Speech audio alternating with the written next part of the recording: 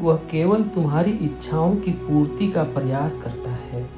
वह अंधा है, वह तुम्हारी आंखों से देखता है, वह तुम्हारे कानों से सुनता है, वह तुम्हारे पैरों से चलता है और वह तुम्हारे हाथों से छूता है। बाहर से सभी चीजें तुम ही उसमें डालते हो। जो तुम डालते हो वैसा ही परिणाम वह तुम्हें देता है। दोस्तों, एक महात्मा का एक शिष्य अपने मन की वजह से बहुत परेशान था। उसका मन उसके नियंत्रण में नहीं था। वह मन को काबू करना चाहता था लेकिन कर नहीं पा रहा था। शिष्य एक दिन परेशान होकर महात्मा के पास आया और कहा, हे गुरुदेव, आपने यह तो बता दिया था कि मन धोखा देता है। मन को काबू करना चाहिए, लेकिन कैसे करना है यह नहीं बताया। मेरा मन मेरे नियंत्रण में नहीं है, मैं इसे कैसे काबू करूं? क्या हुआ है? मन कहाँ भाग रहा है? हे गुरुदेव, आपसे कुछ छिपा नहीं है। उस दूसरे गांव में एक लड़की रहती है। मैं जब उससे भिक्षा मांगने जाता हूँ तो वह बड़े प्रेम से मुझे भिक्षा देती है। मेरे हाथ और मुख से तो आशीर्वाद निकलता है, पर मन के अंदर एक भूचाल सा चलता रहता है। मेरी आंखें नियंत्रण में नहीं रहती। वह उसमें कुछ देखना चाहती है और मुझे ऐसा लगने लगता है जैसे मैं कोई हवस का पुजारी हूँ। मैं जानता हूँ कि एक सन्यासी के लिए यह उचित नहीं है, तो मेरा मन उसमें क्या देखने के लिए करता है, क्या देखना चाहता है? हे गुरुदेव, कहते हुए अच्छा नहीं लगता। आप तो जानते हैं कि मन क्या चाहता है। महात्मा ने कहा, ठीक है, तो फिर तुम एक काम करो, अपने मन को नियंत्रण में करो, मन पर काबू रखो। शिष्य ने कहा, पर कैसे गुरुदेव? महात्मा ने कहा, जो मन कहता है वह मत करो, बस इतना ही तो करना है। शिष्य महात्मा की बात मानकर चला गया और एक दिन वह फिर से महात्मा के पास आया। महात्मा ने शिष्य को देखा और कहा, अरे शिष्य, यह तुम्हारे गाल लाल कैसे हो गए हैं? कहीं से थप्पड़ खाकर आए हो क्या?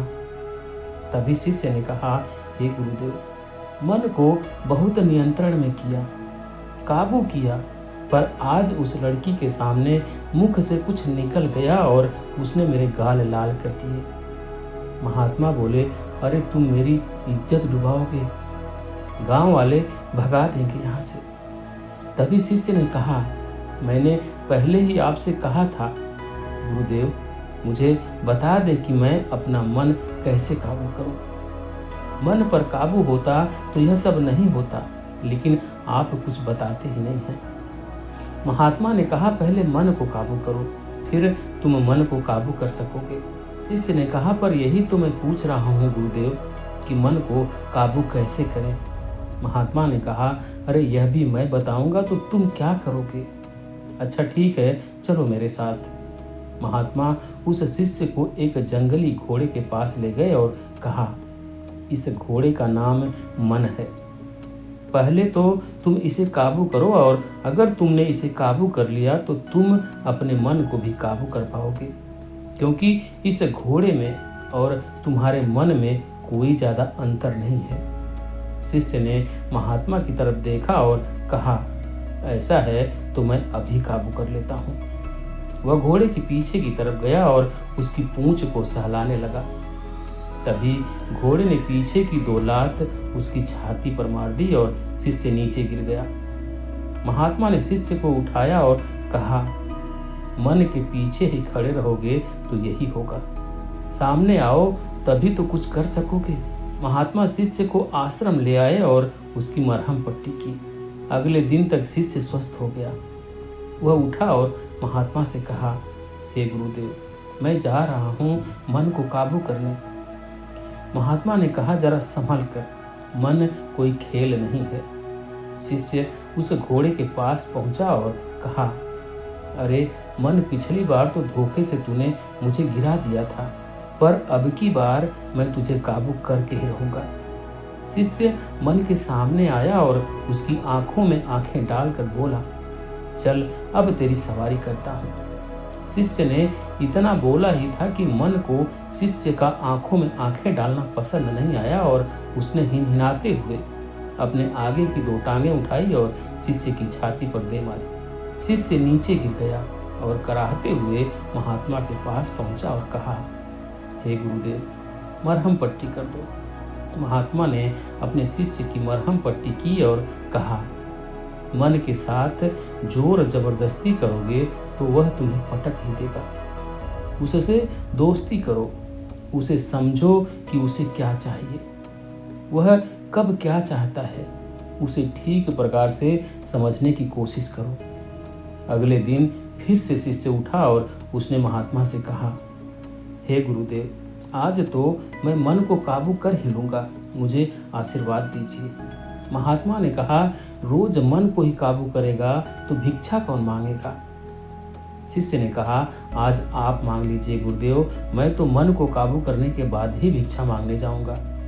शिष्य आश्रम से मन के पास चला गया। 2 दिन बीत गए, न मन का कुछ पता था और न ही शिष्य का। दोनों कहाँ गए किसी को कुछ पता नहीं था। तीसरे दिन महात्मा भिक्षा मांगकर वापस आश्रम आ रहे थे। तभी रास्ते में देखा कि घोड़े पर सवार उसका शिष्य दौड़ते हुए आ रहा था। महात्मा ने चिल्लाकर पूछा, अरे कहाँ से आ रहे हो? शिष्य बोला, पता नहीं। महात्मा ने कहा, जा कहाँ रहे हो? शिष्य ने बोला, पता नहीं। महात्मा ने कहा, मन को रोको। शिष्य ने चिल्लाते हुए कहा, रास्ते से हट जाइए गुरुदेव, मन मेरे काबू में नहीं है, यह रुक नहीं रहा है, पता नहीं कहाँ ले जा रहा है। मन शिष्य को अपने साथ भगा कर ले गया। धीरे धीरे शिष्य दिखाई देना बंद हो गया। महात्मा अपने आश्रम वापस चले आए। रात को शिष्य थका हारा कमजोर सा भूखा प्यासा आश्रम पहुंचा और गुरुदेव को उठाकर कहा, हे गुरुदेव, भोजन और पानी चाहिए, भूख लगी है, मुझे प्यास लगी है। महात्मा ने शिष्य को भोजन और पानी दिया। भोजन और पानी लेकर वह सो गया। सुबह उठा, महात्मा के पास पहुंचा और कहा, हे गुरुदेव, मैं मन को काबू करने जा रहा हूँ, आशीर्वाद दीजिए। महात्मा ने कहा, आशीर्वाद बाद में लेना, पहले यह बताओ तुम मन को काबू करोगे कैसे? शिष्य ने कहा, मैं मन के ऊपर बैठूंगा और उससे कहूंगा कि मुझे इधर ले चल, मुझे उधर ले चल। महात्मा ने कहा, क्या मन तुम्हारी बात समझेगा? शिष्य ने कहा, यही तो सारी गड़बड़ है गुरुदेव, वह मेरी बात समझता ही नहीं है, मेरी सुनता ही नहीं है।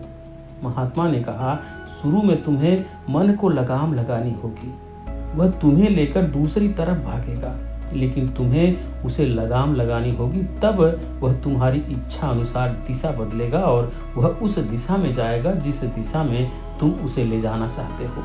और बाद में वह तुम्हारी इच्छा मात्र से, हल्के से इशारे से भी तुम्हारी बात समझेगा और दिशा बदल लेगा, वहां जाएगा जहां तुम उसे ले जाना चाहते हो। जब कहोगे चलो तो चलेगा, जब कहोगे रुको तो रुकेगा, सब तुम्हारे नियंत्रण में होगा। यह सुनकर शिष्य बड़ा खुश हुआ और कहा, हे गुरुदेव, यह बात आपने पहले क्यों नहीं बताई? अब तो मैं उसे नियंत्रित कर ही लूंगा, अब तो मन काबू में आ ही जाएगा, मुझे आशीर्वाद दीजिए गुरुदेव। महात्मा ने कहा, बहुत आशीर्वाद ले लिया, अब कुछ करके दिखाओ। शिष्य आश्रम से वापस मन के पास चला गया। 2 दिन गुजर गए और शिष्य और मन का कुछ पता नहीं था। 2 दिन के बाद शिष्य मन के साथ आश्रम पहुंचा। वह मन की सवारी कर रहा था। वह मन से उतरा और महात्मा के पास पहुंचा और कहा, गुरुदेव, मैंने बहुत मेहनत की। पहले तो मन लगाम लगाने ही नहीं दे रहा था, तब मैंने बहुत प्रयास करके मन को लगाम लगाया। तब मैंने लगाम के साथ मन की सवारी करने का प्रयास किया, पर तब भी मैं ठीक से सवारी नहीं कर पा रहा था। तब मैंने अभ्यास किया और अब मन मेरे इशारे को भी समझ लेता है। वह जानता है कि मैं कब उसे रोकने के लिए कह रहा हूँ, कब चलने के लिए और कब दौड़ने के लिए। किस दिशा में जाना है वह मेरी इच्छा मात्र से समझ लेता है। मन मेरे काबू में है गुरुदेव। महात्मा ने कहा, बहुत अच्छे, तुमने बहुत बढ़िया काम किया। शिष्य ने कहा, लेकिन गुरुदेव, मैंने इस मन को तो काबू कर लिया, लेकिन मेरे मन को मैं कैसे काबू करूं? हे गुरुदेव, लगता है इस घोड़े की सवारी कोई गधा ही कर सकता है। महात्मा ने कहा, मैं समझा नहीं, इसमें समझना क्या है गुरुदेव? गुरु ने कहा, जैसे तुमने इस मन को काबू किया है, ठीक वैसे ही तुम्हें अपने मन को काबू करना है। थोड़ा समय लगता है, लेकिन हो जाता है। अभ्यास जरूरी है। महात्मा की बात सुन शिष्य की जैसे अकल ठिकाने आ गई और उसने कहा, मैं समझ गया गुरुदेव, मुझे क्या करना है। जो मेहनत मैंने इस घोड़े पर की है, वही मेहनत मुझे अपने मन पर करनी है। यह कहकर शिष्य मन के साथ आश्रम से चला गया। 1 महीने बाद भी मन का और शिष्य का कुछ पता नहीं था। अचानक 1 महीने बाद शिष्य अपने घोड़े मन के साथ आश्रम वापस आया और महात्मा के पास आकर उसने महात्मा से कहा, हे गुरुदेव, बहुत शांति है, मन की उथल पुथल सब रुक गई है, मेरा मन अब मेरे काबू में है। महात्मा ने कहा, बहुत अच्छे, मुझे तुमसे ऐसी उम्मीद नहीं थी, लेकिन तुमने यह कर दिखाया। तुमने बहुत मजे ले लिए। चलो अब यह भिक्षा पात्र पकड़ो और भिक्षा मांग कर लाओ। शिष्य ने भिक्षा पात्र पकड़ा और मन पर सवार होकर दूसरे गांव की ओर निकल पड़ा। वह सीधा उस लड़की के घर पहुंचा जिसने उसे थप्पड़ मारा था। तब वह लड़की अपनी सहेली के साथ द्वार पर ही खड़ी थी। उसे देखकर दोनों लड़कियां आपस में खुसुर फुसुर करने लगी, मगर उस शिष्य पर इसका कोई असर नहीं हुआ। चेहरे पर असीम शांति लिए हुए वह उस लड़की की सहेली के पास पहुंचा और कहा, बहन, क्या भिक्षा मिलेगी? यह सुनकर वह लड़की भीतर गई और कुछ भिक्षा लेकर आई। तब उसने उस लड़की से कहा जिसने थप्पड़ मारा था, बहन, क्या भिक्षा मिलेगी? वह लड़की भीतर गई और कुछ भिक्षा लेकर आई और उसके भिक्षा पात्र में डाल दिया। उस लड़की ने शिष्य की तरफ देखा और उसको 2 थप्पड़ लगा दिया और कहा, मैं तुमसे प्रेम करती हूँ और तुम मुझे बहन कह रहे हो। बाहर खड़ा मन एक घोड़ी को देखकर वित हो गया। मन की आवाज सुनकर वह शिष्य मन की तरफ भागा। मन नियंत्रण में नहीं था। वह उस घोड़ी की तरफ भागने की कोशिश कर रहा था। शिष्य ने मन की लगाम थामी, लेकिन मन था कि काबू में आने के लिए तैयार नहीं था। उसने शिष्य को अपने ऊपर से गिरा दिया। तब शिष्य ने फिर से उसकी लगाम थामी और उसके सामने आ गया। उसने मन की आंखों को ढक लिया और उसके माथे पर अपना सर रख दिया और उसको धीरे से सहलाने लगा। शिष्य ने गहरी सांस ली। धीरे धीरे मन शांत हो गया।